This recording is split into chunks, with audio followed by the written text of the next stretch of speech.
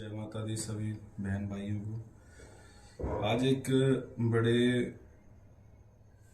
Topic पे बात कर रहा हूँ।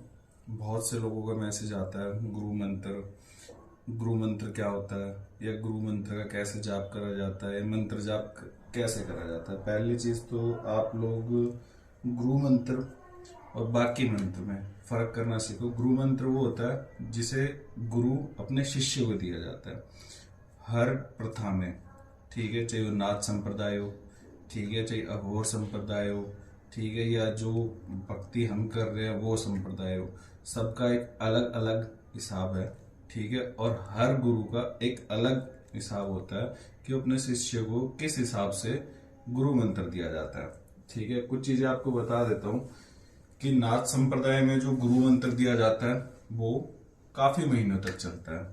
अघोर में जो दिया जाता है, ठीक है, बहुत सारे गुरुओं से मेरी बात होती है, तो जो अघोर संप्रदाय होता है वो गुरु मंत्र दिया जाता है, वो 1.25 महीने का दिया जाता है। 1.25 महीने में उनकी काउंटिंग होती है जाप की।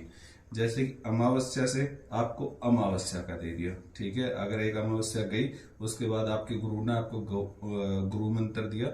मंत्र देने के बाद अगले अमावस्या तक वो एक काउंटिंग देते हैं। जैसे कि कोई 1.25 लाख जाप दे देता है, कोई 7 लाख जाप दे देता है, कोई 11 लाख जाप दे देता है। वो सब कुछ गुरु पे निर्धारित होता है। ऐसा कुछ नहीं होता कि हर गुरु मंत्र का एक ही जाप होता है कि हाँ जी आप 1.25 लाख जाप कर लो, या आपके गुरु मंत्र ने दिया 1 हफ्ते जाप कर लो। ऐसा कुछ नहीं है। ये सब कुछ गुरुओं की महिमा है, ठीक है। और गुरु अपने हिसाब से इन चीजों को चलाते हैं कि कोई आपको उन्होंने मंत्र दिया, उस मंत्र को वो आपको कितने दिन में सिद्ध करने की चीजें दी जाती हैं, ठीक है।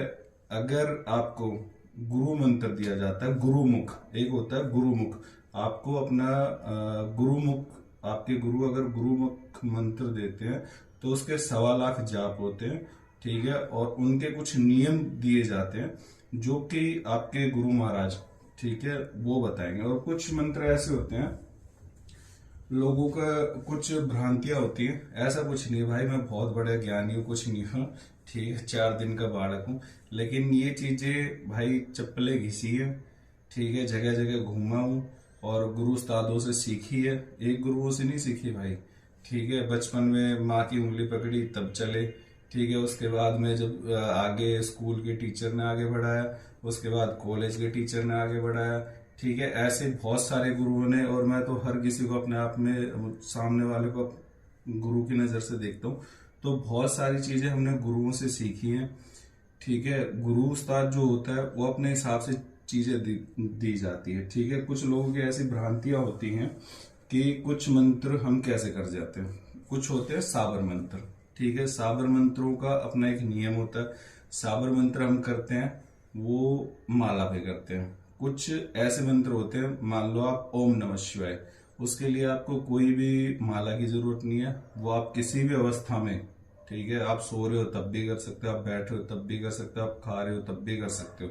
लेकिन साबर मंत्र के लिए आपको एक प्रॉपर नियम चाहिए होता है।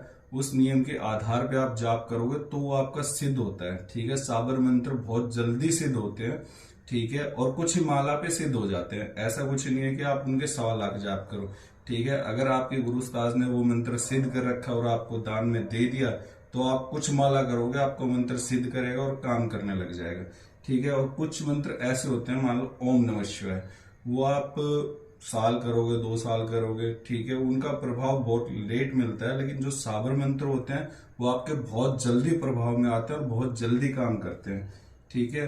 तो मेरे भाइयों, एक चीज मैं आपको इन चीजों की बताता हूँ कि जो गुरु मंत्र दिए जाते हैं, ठीक है, बहुत सारे लोग बाग मैसेज करते हैं कि जी गुरु मंत्र हमने दिया है, कितने दिनों में हम उनका जाप करें, ठीक है, किस हिसाब से जाप करें। तो पहले तो मैं हिदायत आप लोगों को ये दूंगा कि जहां से आपने गुरु मंत्र लिया ना, उनसे पूछो। जो मेरे हिसाब से और जो मेरे गुरुओं ने सिखाया वो वही चीज सिखाते हैं, ठीक है, कि हर संप्रदाय का एक अलग नियम होता है, हर गुरु का एक अलग नियम होता है, ठीक है। अगर अघोर है तो उसका अलग है, नाथ संप्रदाय है तो उसका अलग है, हमारा है वो अलग है, ठीक है। अगर मैं अपने शिष्यों को देता हूँ तो मैं 1.25 महीने का दे देता हूँ, ठीक है। 1.25 महीने में जो आपको जाप बताए गए उन चीजों में करो, ठीक है, आपके मंत्र काम करेंगे। ठीक है, साबर मंत्र होते हैं, साबर मंत्रों की कुछ मालाएं होती है। अगर मैंने साबर मंत्र सिद्ध कर रखा है, मैं अपने शिष्य को देता हूँ, अगर वो नाम की अपने गुरु की दुहाई लगा के भी काम करता है, वो तब भी काम होता है। ठीक है, और कुछ चीजों में बात करना चाहता हूँ।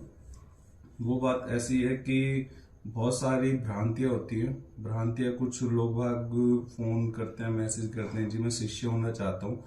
तो मेरे भाई, सबको मैं बता देता हूँ। ठीक है, शिष्य होना कहना एक बहुत आसान है, इस लाइन में चलना बहुत कठिन है। ठीक है, लोग बाग ये सोचते हैं मैं अगर पूजा पाठ करूंगा मेरा रोटी रोजगार अच्छा चलेगा, मेरा काम धंधा अच्छा चलेगा। कुछ ही नहीं है भाई, इस लाइन में सिर्फ त्याग है।